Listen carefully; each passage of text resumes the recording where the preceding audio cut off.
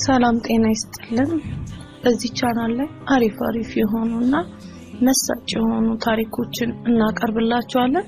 ፕሮግራሙ ስትከታተሉ ሰብስክራይብ እና የደወሉን ምልክት በመጫን የቻናላችን ቤተሰብ መሆን እንዳትረሱ።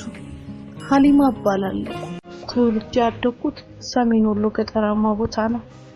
መልኬ ቅላቴና ሰፊው ዳሌ እሱ ይመኘኛል። በጣም ነው የሚማልሉብኝ። ከትዳር በፊት ተፈክቼ አላውቅም። ማድረግ ቀርቶ ራሱ ስለራሱ ማሰብ ራሱ በባህላችን በጣም የተከለከለ ነው። ቤተሰቦቼ በእርሻ ስራ ነበር የሚተዳደሩት። ዝቅተኛ ገቢ ስለነበር የነበራቸው ወደ ውጭ ሄጄ እንዳግዛቸው ተወሰነ። ከዛ ፕሮሰሲንግ በሙሉ ጨርሼ ወደ ሸገር ሄድኩኝ። ወቅቱ 20 ዓመቴ ነበር። ከበረራ አንድ ቀን ቀደም ብዬ ነበር የሄድኩት ሸገር እና ለአዳር ስለሆነ የሄድኩት አልጋ መያዝ ነበረብኝ። ልክ አልጋ ሲይዝ ግን አንድ ሰው የት እንደሚያዝ ላሳይሽ ብሎ ሰው ወደ ሌለበት ቦታ ወስዶ የያዝኩትን ብሬንም እንዳለ ንብረቴ ሰረቀኝ። ከነትኬቴ ነበር የዘረፈው። ከዚያ ወደ ሀገር ቤት እንዳልመለስ መግቢያዬን ሳስበው በጣም ተጨነኩ። ከዚያ ወደ አንድ ደላላ ዘንድ ሄጄ ስራ እንዲፈልግልኝ ነገርኩት። በሁለተኛው ቀን ቼክ ላደርግ ሲሄድ ከአንድ ላጤ ቤት አስገባኝ። ልጁ በጣም የሀብታም ልጅ ነው። ቤተሰቦቹ ውጪ ነው የሚኖሩት። በግቢ ውስጥ 3 ነው ያለነው፣ እኔ እሱና ዘበኛው። ልጁ ጧት ቁርስ በልቶ ይወጣል፣ ማታ ነው የሚመለሰው። 3 ቀን ሆነ። 3 ቀን እንደሰራው ታዲያ ዘበኛው እየመጣ ያወራኝ ጀመር። ወጣት ነገር ነበር ዘበኛው። ውበቴን ያደንቅልኛል፣ አቋሜን ምናምን ብዙ ነገር። አንድ ቀን ግን ስራ ጨርሼ ቲቪ ሳይጠራኝና ወደ ማደሪያው ሲሄድ ምሳ ስጪኝ አለኝ። አዘጋጅቼ ስሰጠው እንብላ ብሎ ድርቅ አለብኝ። አብረን መብላት ጀመርን። እስከምንጨርስ ድረስ የሱ አይን ከደረቴ ላይ ሊነቀል አልቻለም። እነዛ ብርቱካን የሚመስሉትን በደረቴ ላይ ጉብ ያሉትን ፍጥጥ ብሎ ያያቸዋል። ልክ ምግቡን ጨርሰን ልወጣ ስል ያሳደረገኝና ወደ አልጋው ወረወረኝ። ከዚያ መጮህ ሲጀምር አፌን እፍን አድርጎ በለበስኩት ሂጃብ አሰረኝ። የለበስኩትን ሺቲ ሰበሰበና በለበስኩት ቁምጣ ላይ ዳቦዬን ማሸት ጀመረ። ማሸቱን ትቶ ዳቦዬ ላይ በመላሱ ሲተከል ኤሌክትሪክ እንደያዘው ሰው ነበር መንደፋደፍ የጀመርኩት። አልጋውን እየደበደብኩ መጮህ ሆነ ስራዬ። ትግሉን ትቼ መሳፈፍ ጀመርኩ። ልክ እሱ ያው እጁ እንደገባው ሲያውቅ እጄን ፈታና ሺቴን አስወለቀኝ። እነዛ ኢንጆሪ የሚመስሉትን ጉብ ያሉትን ደረቴ ላይ ማሸት ሲጀምር ማቃሰት ጀመርኩ።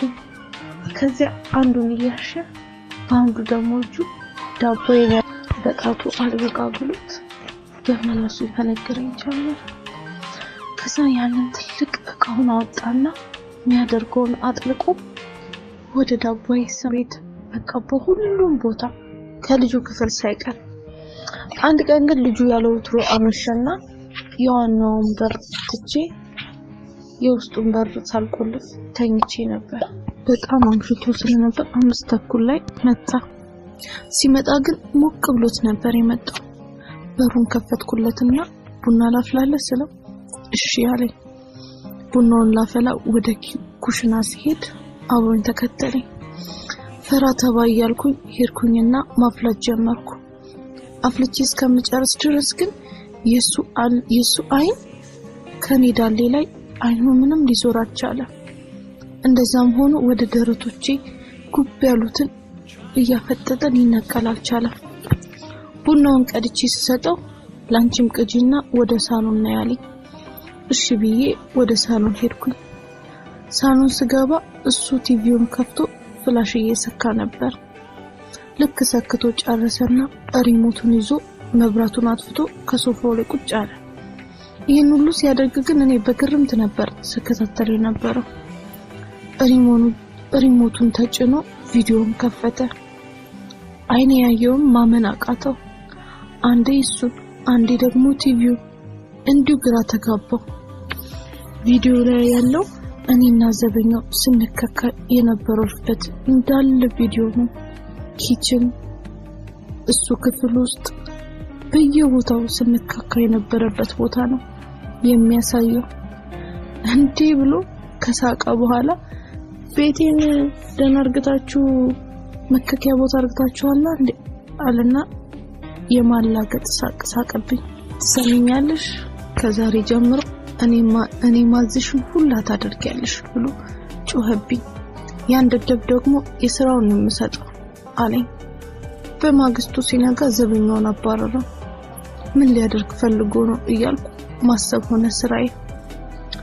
መሸና ማታ ሲመጣ ፒኪኒና ሁለቱን ኩብ ያሉትን እንጆር የሚመስሉትን ደረቴ ላይ ያሉትን እንደ ትናንትና ግን አልጠጣም ነበር።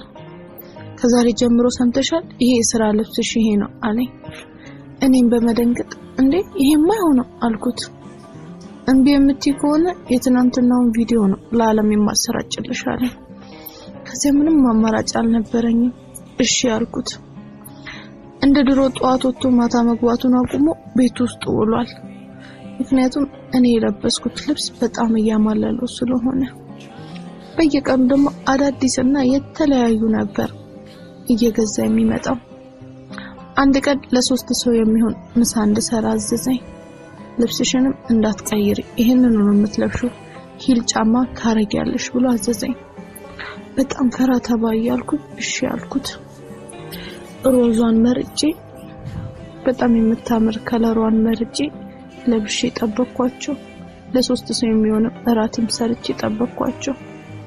እንዳለው አመሻሹ ላይ ለ3 ሆኖ መጡ።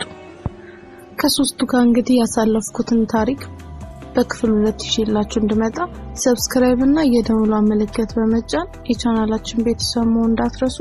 መልካም ጊዜ።